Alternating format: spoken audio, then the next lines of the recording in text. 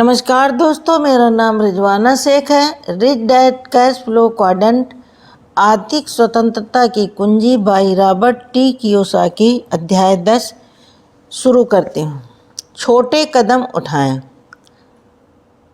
दौड़ने से पहले आपको चलना सीखना होगा। हमें से ज़्यादातर लोगों ने यह कहावत सुनी है, 1000 मील लंबी यात्रा एक कदम से ही शुरू होती है। मैं इस कहावत को थोड़ा सा बदलना चाहूँगा। इसके बजाय मैं यह कहना चाहूँगा, 1000 मील लंबी यात्रा एक छोटे कदम से ही शुरू होती है। मैं इस बात पर जोर इसलिए देता हूँ क्योंकि मैंने देखा है कि बहुत से लोग छोटे कदम उठाने के बजाय बड़ी छलांग लगाने की कोशिश करते हैं। हम सभी ने उन बहुत मोटे लोगों को देखा है जो अचानक 20 पाउंड वज़न कम करके दुबले होने का फैसला करते हैं। वे क्रैश डाइट पर रहते हैं, 2 घंटे जिम जाते हैं, फिर 10 मील तक जॉगिंग करते हैं। यह सिलसिला शायद 1 सप्ताह तक चलता है। वे कुछ पाउंड वज़न कम भी कर लेते हैं, परंतु इसके बाद दर्द, बोरियत और भूख की वजह से उनकी इच्छा शक्ति डगमगा जाती है और उनका संकल्प डिग जाता है। लगभग 2 सप्ताह बाद उनकी पुरानी आदतें एक बार फिर उन पर हावी हो जाती हैं और वे ज़्यादा खाने लगते हैं, व्यायाम करना छोड़ देते हैं और टीवी के सामने बैठे रहते हैं। बड़ी छलांग लगाने के बजाय मैं एक छोटा कदम आगे बढ़ाने की प्रबल सलाह देता हूँ। दीर्घकालीन वित्तीय सफलता का पैमाना यह नहीं है कि आपने कितना बड़ा कदम उठाया। दीर्घकालीन वित्तीय सफलता का पैमाना यह है कि आपके कदमों की संख्या कितनी है, आप किस दिशा में बढ़ रहे हैं और कितने वर्षों से बढ़ रहे हैं। वास्तव में यह किसी भी प्रयास में सफलता या असफलता का फार्मूला है। धन के संबंध में मैंने यह देखा है कि बहुत से लोग अचानक बहुत थोड़े से धन को बहुत ज़्यादा बढ़ाने की कोशिश करते हैं। इन लोगों में से शामिल मैं हूँ। इन लोगों में मैं भी शामिल हूँ। ऐसे लोग हवा में छलांग लगा देते हैं, परंतु ज़मीन में आ जाते हैं और निढाल हो जाते हैं। अगर आपने उनके लिए कर्ज का गड्ढा खोद रखा है तो उससे बाहर निकलने के लिए आपको पहले एक सीढ़ी की ज़रूरत होती है और इस स्थिति में आगे तरफ छोटा कदम बढ़ाना मुश्किल होता है। आप हाथी को किस तरह खाते हैं? पुस्तक के इस खंड में उन 7 कदमों का वर्णन है जो क्वाड्रेंट के दाएं हिस्से की दिशा में आपका मार्गदर्शन करते हैं। मेरे अमीर डैडी के मार्गदर्शन की बदौलत मैंने 9 साल की उम्र में इन 7 कदमों का अनुसरण करना शुरू कर दिया था। मैं जीवन भर इनका अनुसरण करता रहूँगा, परंतु इन 7 कदमों को पढ़ने से पहले मैं आपको एक चेतावनी देना चाहता हूँ। अगर आप इस काम को एक ही सप्ताह में करने की कोशिश करेंगे तो आपको यह बहुत मुश्किल लग सकता है। उस स्थिति में यह काम बहुत मुश्किल होगा, यह बात तय है। इसलिए छोटे कदमों से शुरू करें।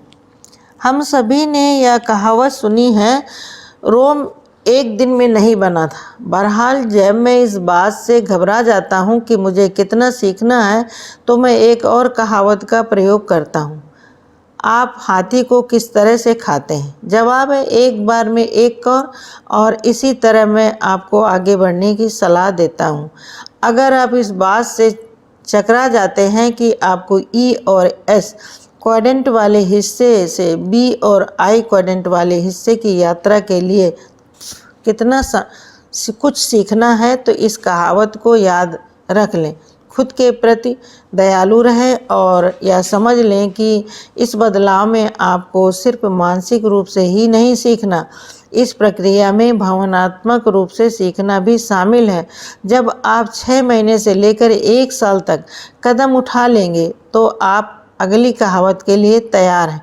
दौड़ने से पहले आपको चलना होगा। दूसरे शब्दों में आप पहले छोटे कदम उठाते हैं, फिर चलते हैं और फिर दौड़ते हैं। मैं इसी मार्ग की अनुशंसा करता हूँ। अगर आप इस मार्ग को पसंद नहीं करते तो आप वह कर सकते हैं जो करोड़ों लोग करते हैं। इस दुनिया में करोड़ों लोग तीव्र और आसान रास्ते का चलकर फटाफट अमीर बनना चाहते हैं, इसलिए वे लॉटरी के टिकट खरीदते हैं। कौन जाने, हो सकता है आज का दिन आपका सौभाग्यशाली दिन हो। सक्रियता निष्क्रियता को हरा देती है।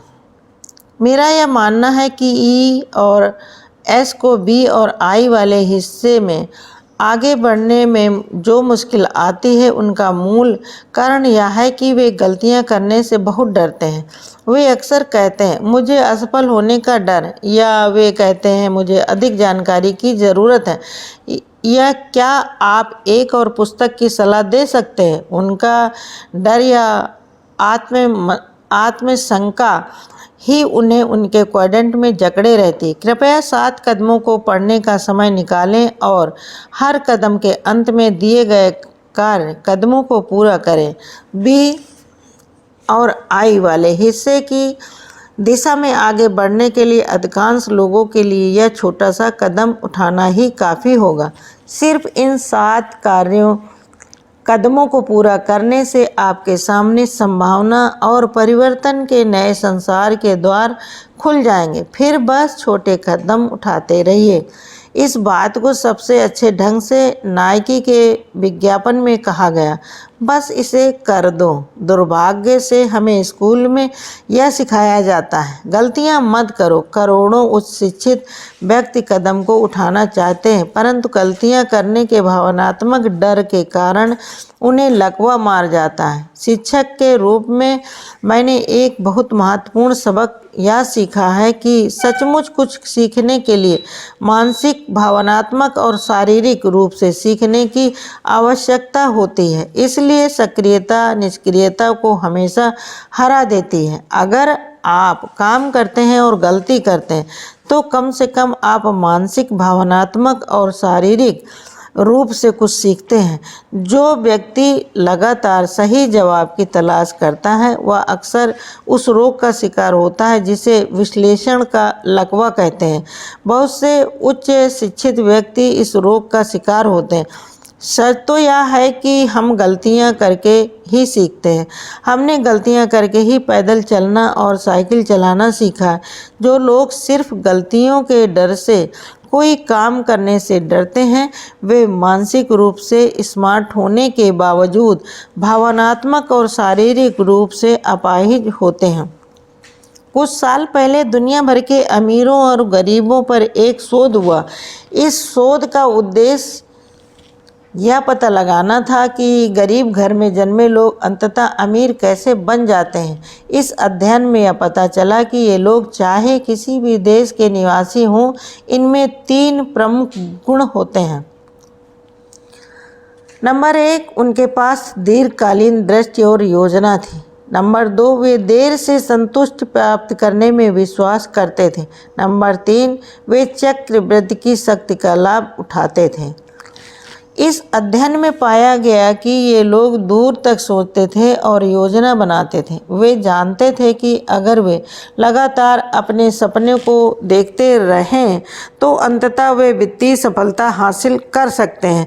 वे दीर्घकालीन सफलता हासिल करने के लिए अल्पकालीन त्याग करके इच्छुक रहते थे और देर से संतुष्टि प्राप्त करने के आधार पर काम करते थे। अल्बर्ट आइंस्टीन हैरान थे कि सिर्फ चक्रवृद्धि की शक्ति के द्वारा धन बहुत तीव्रता से बढ़कर कई गुना हो सकता है। वे धन के चक्रवृद्धि होने को इंसान की सबसे अद्भुत खोजों में से एक मानते थे।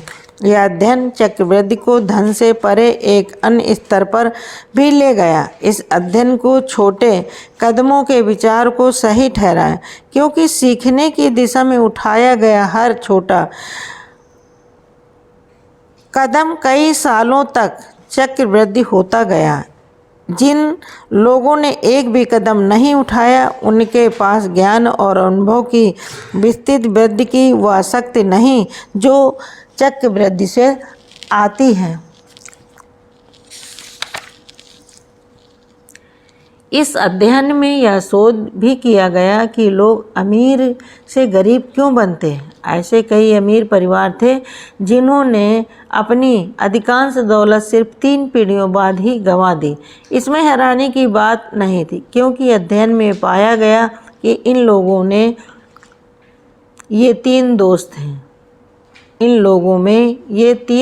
थे। नंबर 1, उनकी दृष्टि अल्पकालीन थी। नंबर 2, उनमें तत्काल संतुष्टि प्राप्त करने की इच्छा थी। नंबर 3, वे चक्रवृद्धि की शक्ति की अवहेलना करते थे। आज मैं ऐसे लोगों से मिलता हूं जो मुझसे कुंठित हो जाते हैं, क्योंकि वे चाहते हैं कि मैं उन्हें यह बता दूं कि तत्काल अधिक धन कैसे कमाया जाता है। लंबी दूर तक सोचने का विचार उन्हें पसंद नहीं आता।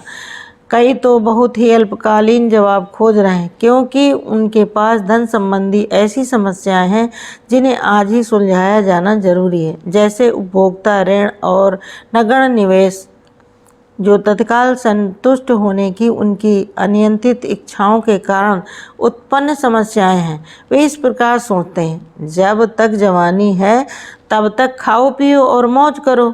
यह चक्रवृद्धि की शक्ति की अवहेलना है और इससे दीर्घकालीन दौलत के बजाय दीर्घकालीन कर्ज ही प्राप्त होता है।